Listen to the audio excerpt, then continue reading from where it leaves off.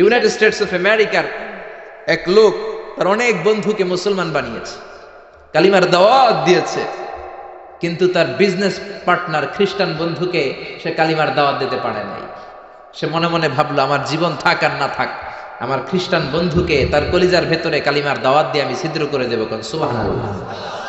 খ্রিস্টান বন্ধুকে দাওয়াত করলো তার বাড়িতে, ভাবলো একটা দাওয়াত করি, দাওয়াতে খাইতে আসলে কালিমার দাওয়াত দিয়ে দেবো। খানার দাওয়াতের লগে কালিমার দাওয়াত আছে না নাই?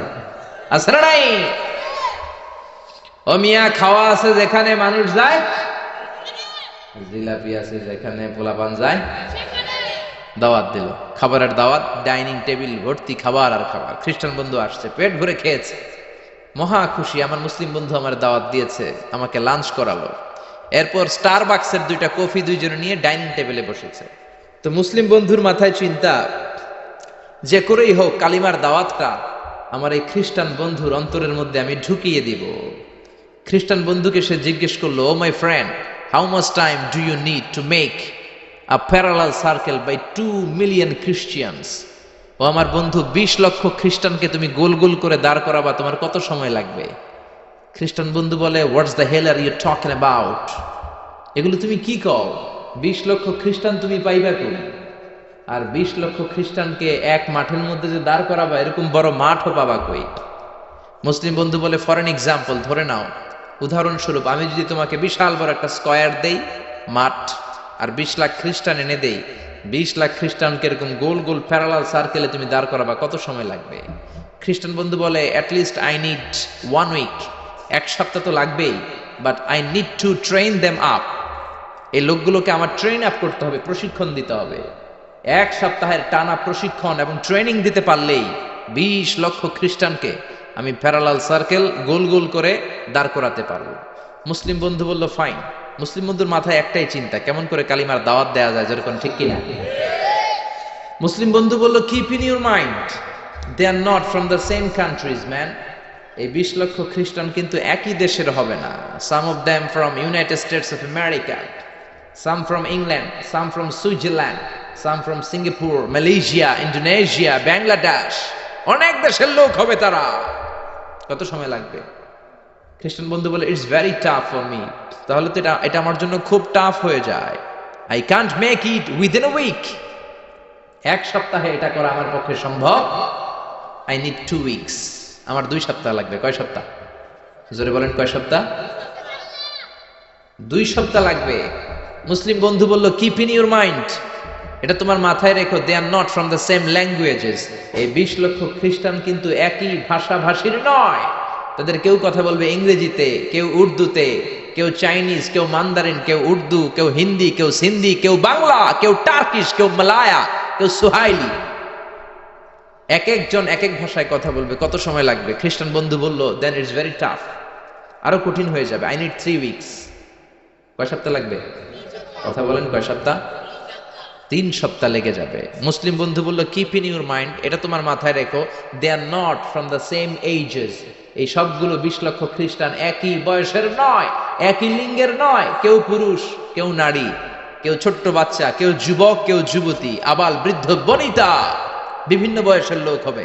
তোমার কত সময় লাগবে? খ্রিস্টান বন্ধুকে, তাহলে কিয়ামত পর্যন্ত আমি পারতাম না, আই হাইতাম না। ভাষা ভিন্ন, দেশ ভিন্ন, কালচার ভিন্ন, বয়স ভিন্ন। আমি বলবো সবাই দাঁড়ান, সবাই যাবে বসে। আমি বলবো বসেন, সবাই যাবে দাঁড়িয়ে। আমি পারবো না। মুসলিম বন্ধু বলল, I can make parallel circle, আমি সমান্তরাল বৃত্তে দাঁড় করায় দিতে পারবো, বাই 2 মিলিয়ন মুসলিমস, 20 লক্ষ মুসলমানকে, অনলি বাই 10 মিনিটস, 10 মিনিটের ব্যবধানে। কয় মিনিটে? জোরে কর, কয় মিনিট? খ্রিস্টান বন্ধু বলে, ইটস কোয়াইট ইম্পসিবল, এটা অসম্ভব।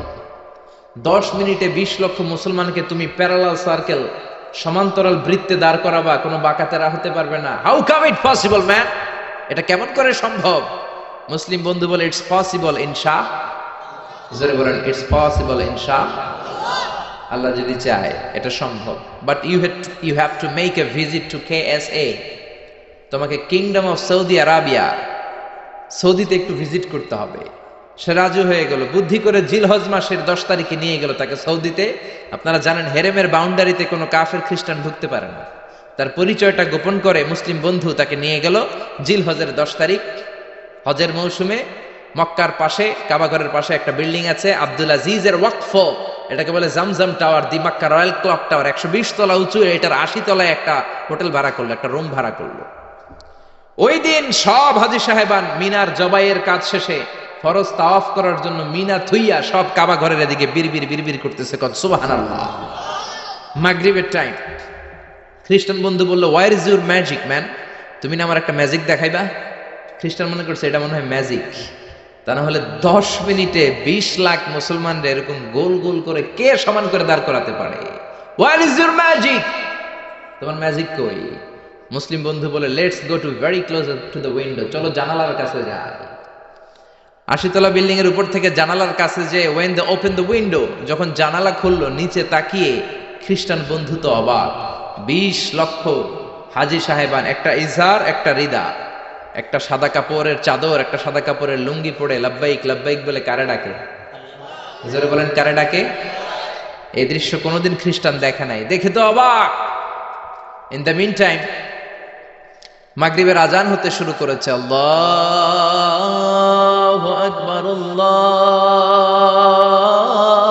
আকবার, আল্লাহু আকবার, আল্লাহু